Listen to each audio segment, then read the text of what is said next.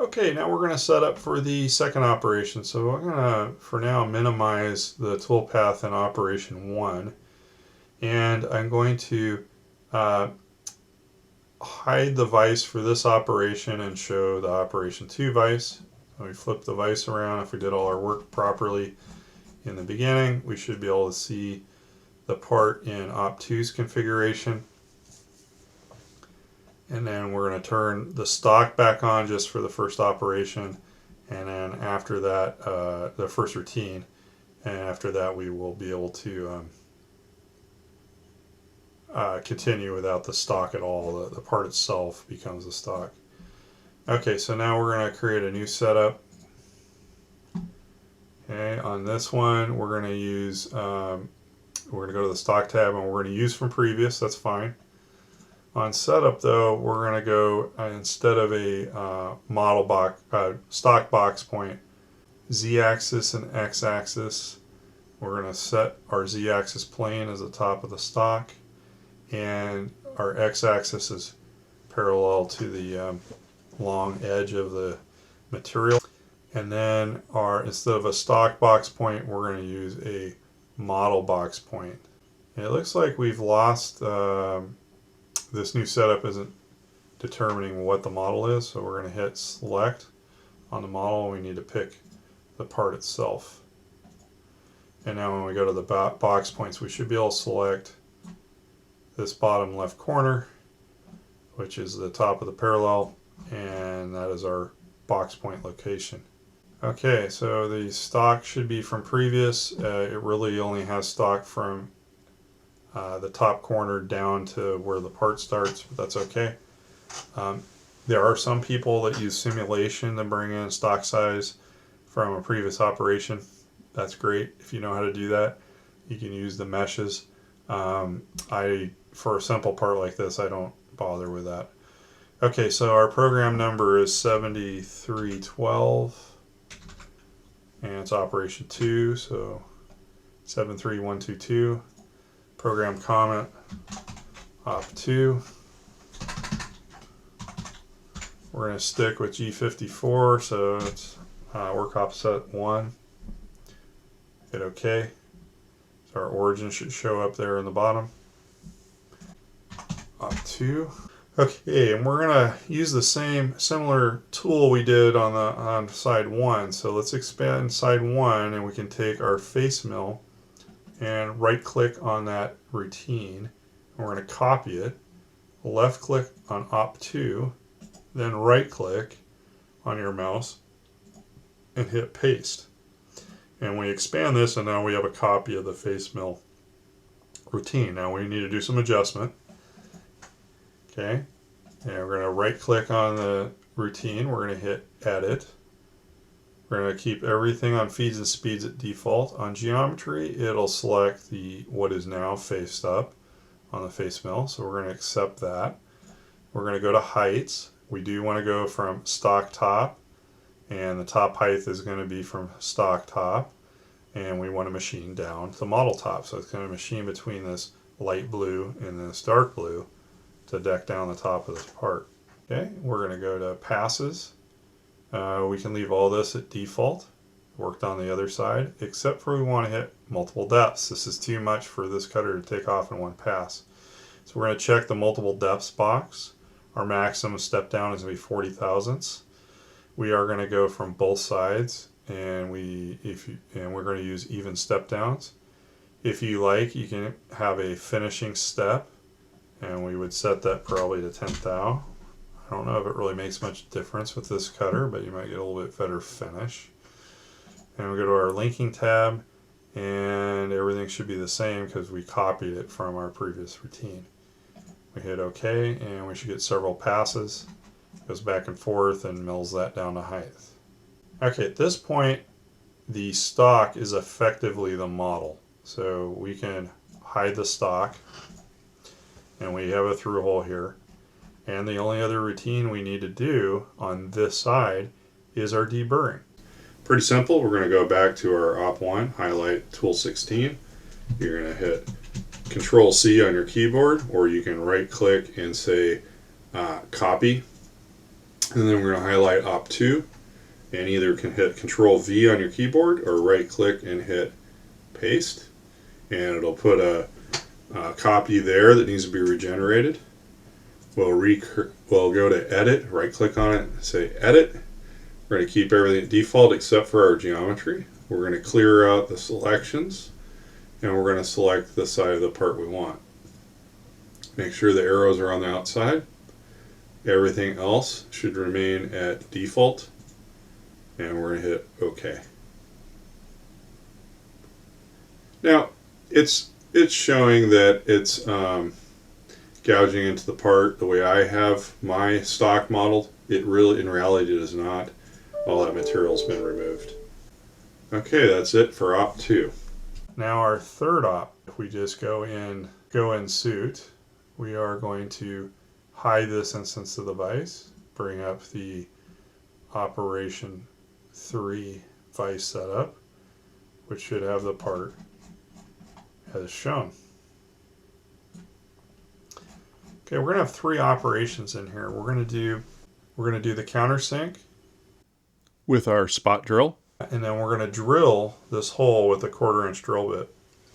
Then we're going to need to add a special tool, which is the reamer, that's going to bring this to its finished size.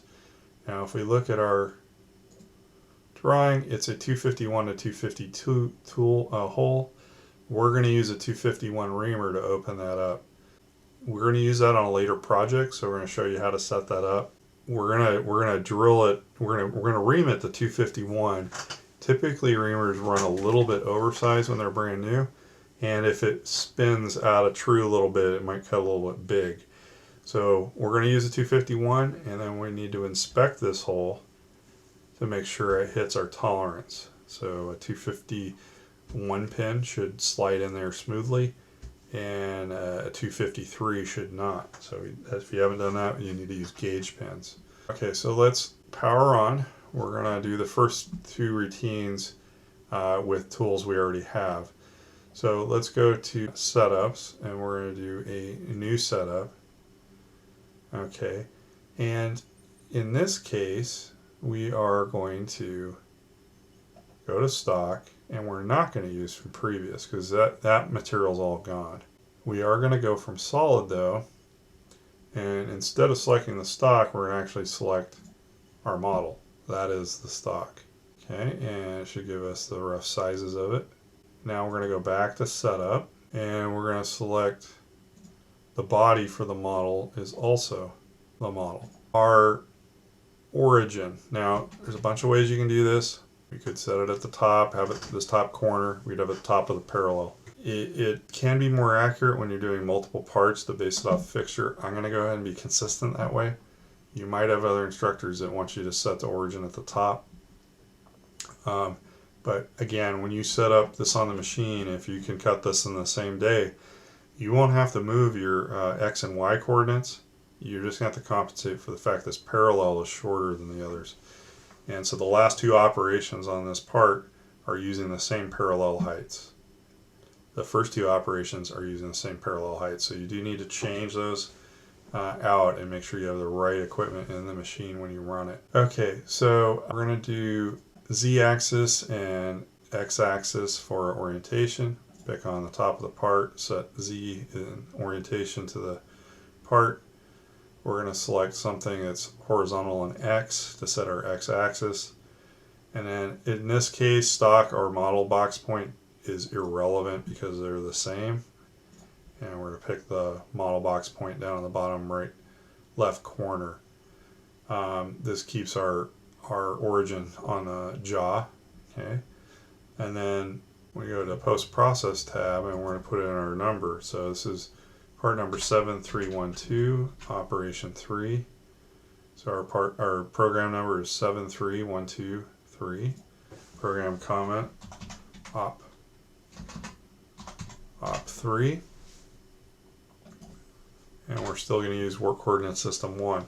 Could change that if you wanted and use say 2, and you would output 56. But what's important is you set up the way your program is. I'm going to hit OK. We're going to change the name to op 3. And then we're going to do our first routine. So we're going to basically peck drill this the same way we did in operation 1. Okay, so now we're going to drill out this feature. So we'll start with our spot drill. It's going to cut out to our countersink diameter. So before we actually program that, we need to select our tool. So we're going to go to drilling, and we're going to select from our tool library. We're going to pick our 3/8 diameter 90-degree spot drill, tool number 15. And we're going to keep our default leads, speeds, and feeds. Under geometry, we're just going to pick the countersink. And then we're going to go to heights, and we can, the stock and the model are pretty much the same. And we want to go from whole top to whole bottom, provided the only feature we selected was the countersink. You got to be careful on that. If you select more, it's going to go too deep. Our cycle, we are going to do a deep drilling, even though it's not, but we're using a soft free machining material that gums up. So we want it to do PEX. We'll leave the default PEX there. That way it'll retract and eject whatever chip is building up on the cutter to keep it from galling on the cutter and messing up our next hole. And on the last tab, linking, we just leave at default. Hit OK. Okay, so we now have our countersunk hole. Now we're going to drill with our drill bit. We're doing a 251 reamer in this, and we're using a 246 drill, which is in our standard library, and it's the letter D drill. So we're going to select, and we're going to pick from our aluminum library our 246 drill, letter D.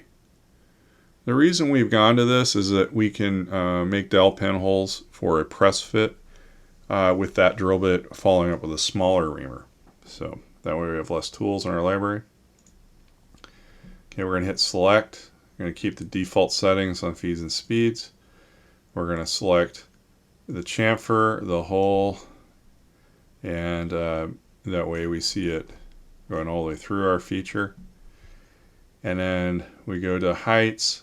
Again, we're going to stock top isn't going to matter. We're going to go whole top to whole bottom, but we do want to have the drill point go past, and we want to go about a little bit farther because this is an angle. We don't want any flash there. So we're going to put 0.1. We're going to go 100,000 steeper. So it's going to be important when you set this part up that your parallels are on the edges. Maybe use a parallel spreader to make sure that those are apart. We're going to go to the next tab, which we're going to go from a drilling cycle to deep drilling. That way we get PEX. We'll leave this at default settings, and it'll eject the chip as it pulls up. And we hit OK, and we get our drill all the way through. Okay, that's it. And the next one's the reaming.